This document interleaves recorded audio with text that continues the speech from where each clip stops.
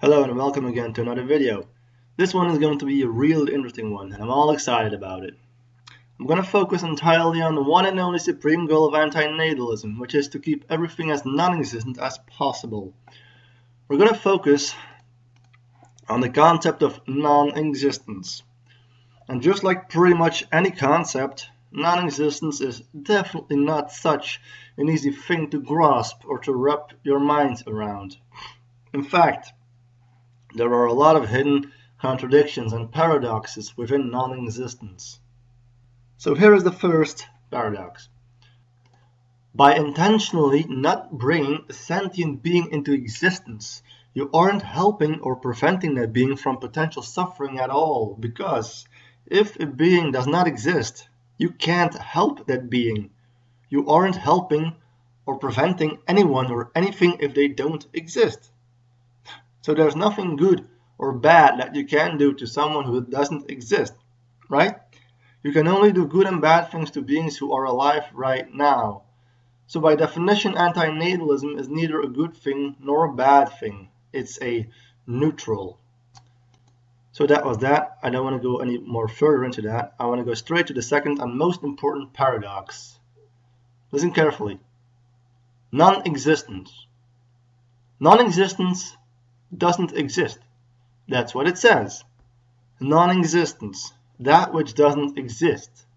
So if you die and you think that you will enter non-existence, that's actually impossible.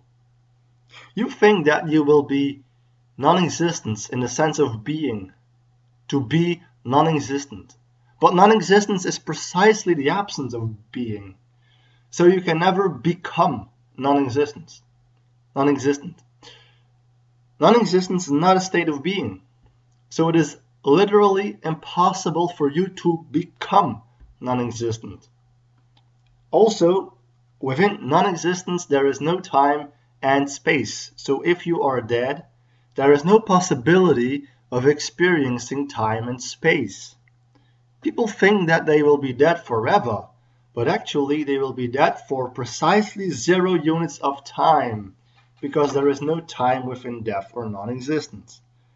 So since non-existence is impossible, existence is the one and only possibility, and existence cannot be limited by something that doesn't exist. Therefore, existence must be absolutely infinite. So how absurd and counterintuitive it may sound, being born is actually 100% inevitable. And no, this is not an argument to give people the right to produce more babies. I'm just presenting you the insanely absurd and illogical paradox of life. You can blame your parents and other parents all you want for bringing you and others into existence, but if you weren't born in this era on this planet, you would have been inevitably born in some other era somewhere else. So now I must bring up the question, is reincarnation possible? But before I try to answer that question, I first have to dig deeper into the paradox of non-existence. So when do you know that you exist? When do you exist? Do you already know that you exist when you are floating around in the womb inside your mother? I guess the answer is no. Obviously not. That would be really crazy if you were already conscious of that back then. You can only know that you exist when you are able to distinguish yourself from reality, when you become self-aware. You can only know that you exist when you have that sense of, oh shit, I'm inside a body. Oh shit, it was me all the time, to which all these sensory experiences were exposed to. Oh shit, I can actually make decisions and think for myself. Once you have that sense of self, that's when you are really born. That's when you are really coming into existence. Now, who or what were you before this process of self-awareness happened? Obviously, you will say that you were just a baby with low consciousness and no knowledge of the world. Okay, but notice that you are making these assumptions while speaking from the point of view of self-awareness. Notice that you are talking from the perspective of self-awareness, and that you are trying to define the perspective of no self-awareness. Now that right there is a fundamental paradox. Whatever you say about the perspective of no self-awareness will automatically stem from the perspective of self-awareness. So it becomes impossible to define the perspective of no self-awareness. Whatever you say is a product of awareness. So when are you aware? When does consciousness emerge? Like right now, what is responsible for giving you that sense of self? Is it the sound of my voice hitting your ears, stimulating some sensory cells that produce an action potential along the nerve cells being processed in the brain, and somewhere in there you happen to exist? You can do anatomy as much as you want. You can study the brain, the nerve cells, whatever type of movement and stuff in the brain as deep as you can, inside out, outside in, upside down, from every possible angle, day in, day out. Study all of the brain scans, study all of the experiments for infinity, and still you won't find consciousness anywhere in the goddamn brain. You want to know why? Because you literally are consciousness, and consciousness will never ever be able to separate itself from itself so that somehow it can study itself, because if you separate yourself from consciousness, you're dead. And that's impossible because non-existence doesn't exist. Consciousness is what you are. You might think that you are the physical body, but your body is also being experienced within consciousness. Even your thoughts can only be experienced within consciousness. Everything you can experience and distinguish from yourself is not you, including your thoughts. As soon as your thoughts emerge in your consciousness, you're able to distinguish them. You can observe those thoughts as they are arising. But who is observing those thoughts then? It is still something else. It is consciousness. But from the moment you throw out the thought of consciousness, you're still not looking at consciousness. You're still looking at a thought. You simply are unable to look at consciousness. So you're totally unperceivable, and this is what you are. Consciousness is the immediate and direct sense of being. You are being. That is what creates your sense of self.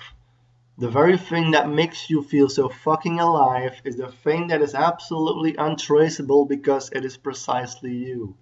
Trying to perceive your consciousness as an object is like trying to jump out of your own body and expecting that you can study and perform anatomy on your own body as though you are someone else taking a look at your body, which is totally absurd and impossible. So consciousness is absolutely not a substance within reality. It's just not there, for we will never find it. And remarkably enough, it's precisely this thing that we can't find anywhere in existence, but which is absolutely responsible for all of existence. Okay, so you must understand that consciousness is not a physical substance in reality. It has no properties, it has no features, there is no color to it, no smell, no taste, no feelings. It doesn't have a size or a shape.